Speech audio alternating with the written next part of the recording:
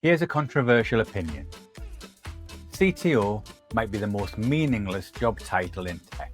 And I say that as somebody who's been doing that job for many years. Because two people can be called CTO and do completely different jobs.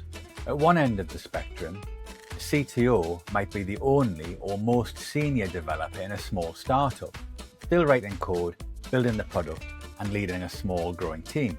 At the other end of the scale, you've got the CTO in a large multinational financial institution, for example.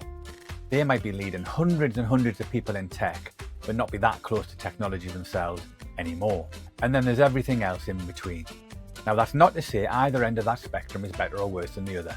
They're just different. But it does illustrate why the title CTO on its own is not particularly helpful. I sit somewhere in the middle of that spectrum, focusing on strategy and transformation for the most part. I help businesses modernize their technology, scale their teams, and get more value from their technology functions.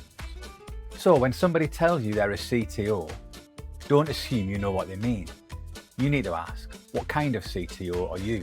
If you're operating as a CTO, leave me a comment below to tell me whereabouts on that spectrum you reside. And if you're a business leader with a CTO in your team, have a think about where they sit on that spectrum.